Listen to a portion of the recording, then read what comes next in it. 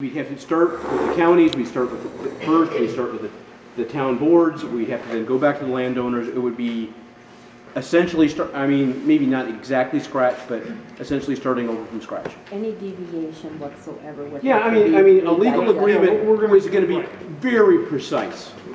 Attached to the legal agreement, obviously we don't have it there, will be a description of exactly what we're putting in and exactly the survey line. We don't have it surveyed yet, but it'll be survey detail. It'll all be signed, sealed with the clerk seal, and be filed with the county. I think this is a good idea if you make it work and get the gas out of the air. Well, again, this isn't definite. We're trying to get everybody's input. If people hate this thing, we'll go a different way or a different route. We think this is best for everybody. What we're seeking today is to inform that we have asked the township for permission to drill underneath the road beds. Michael's will not cut a road bed. Doesn't matter what the surface of and I see Michael's hat over there. But they've told us in no uncertain terms they're not going to cut any road beds. They're not going to cut anybody's driveways. Anything like that is going to be borne under. For us, that's more of a financial burden. It's 3 times as expensive to bore as it is to spade. So, but if Michael says they won't go, if they won't cut a road bed, they won't cut a driveway, that's the way we're gonna go. We're gonna bear that extra cost. So then the rest of this then is a negotiation between Newchester Clean Energy, the project company, and the individual homeowners. The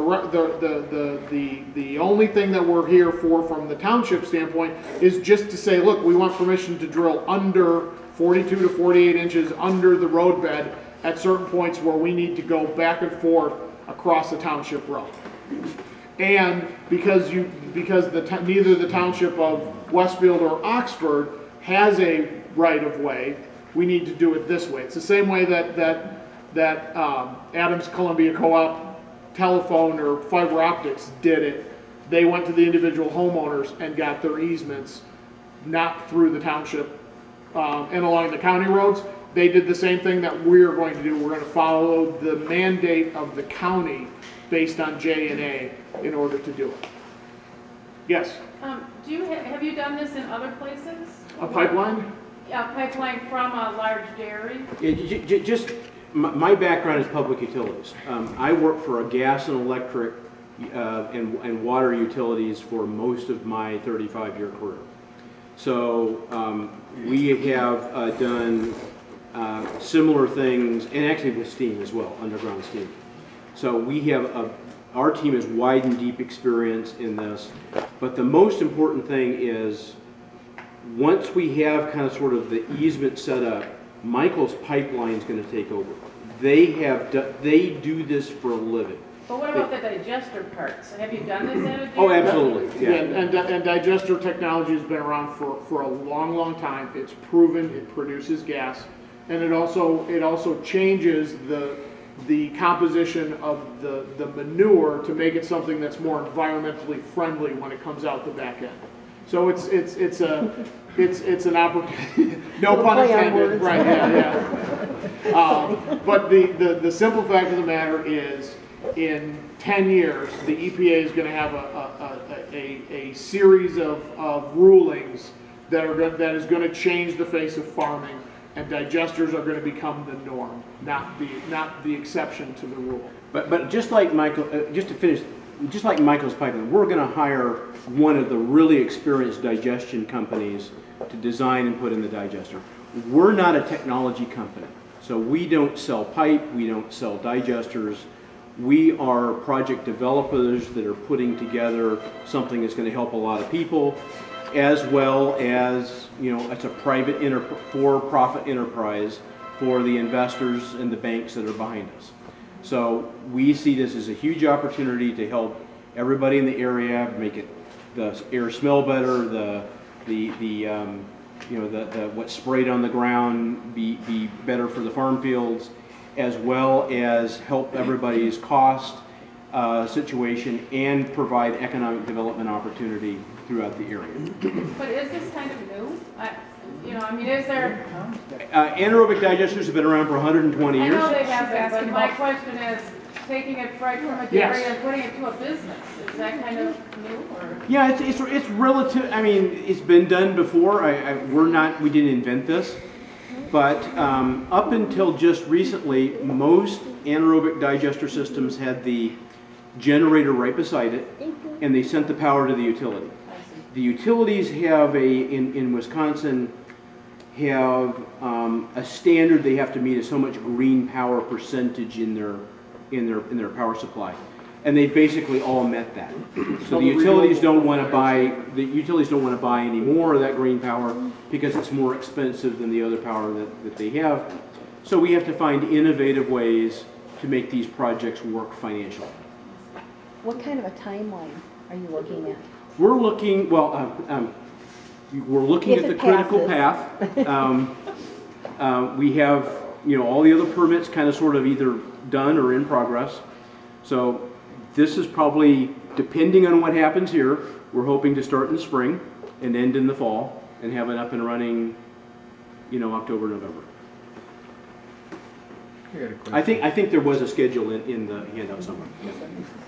Why does Newchester Dairy not use their own power? They don't consume enough. They don't use enough power to make a digester / generation system economic. And it's not steady either. Right. It goes up and down. The payback would be about 20 years, and there's no way you're going to get private money into a deal like that over a 20-year period. It's just not. It's not doable. Give us the name of a farm or farms that have done this successfully. Well, there's 26 digesters scattered throughout the state of Wisconsin. So there are plenty of examples of farm-based digesters or digestion systems. There's what? There's about 1,300 across the country. Yeah, 1,300 across, but that pales in comparison to Northern Europe where there's thousands of them. Digesters, yes, but pipelines to a business. Pipelines Well, to business. pipelines spiderweb throughout the entire country. The real big one in thousands of Wisconsin. pipelines. The real big one in Wisconsin is down here just south of Milwaukee, from the Veolia landfill over to the MMSD sewer treatment plant. They have a huge 18-inch biogas pipeline from that landfill that pipes the gas over to use the power and the heat at MMSD. That's been all over the press for, I think that went in a year or so ago, but it was like 2 years in development. The 6-inch pipeline is exactly what We Energies is doing, and I live in Wauwatosa. Wauwatosa is getting 100% new gas lines over the next 5 years, and they're using this exact pipeline. 6 inches, they bore it under. Unfortunately, for me, they decided to do our entire block from my front yard. So I was the only one on our entire block that had any land damage that they had to come back and repair, and they did a really nice job. So I have no complaints about that. And the biogas pipeline and the natural gas pipelines are the same material. It's the same construction standard. We odorize it to the same degree. The only difference is that we have less methane and much more carbon dioxide in it. Otherwise, it's just the same as a natural gas pipeline. Now, Newchester is a big operation, right? Are they going to supply as much gas as Brakebush needs? We'll make the gas. Yeah. They're going to supply us manure. We'll make the gas on a leased land from them. Well, I'm wondering if people like Slowies jump in, and you're going to have more people who want this than Brakebush. Does Well- the amount that's planned for We are meet the needs of Brakebush today? We are not able to supply, our project is not able to supply 100% of what Brakebush consumes in terms of either electricity or steam. By a bit, by a good bit. So the answer is yes. More gas is better, and we can use more gas. So if we get food waste from somebody, if we get manure waste from somebody that figure out either put it in Newchester or some other place that's along the pipeline or near the pipeline, that would be great for us because we could use more gas. How much residue is left after you produce the methane gas? Well, it's a good question. So the manure and the food waste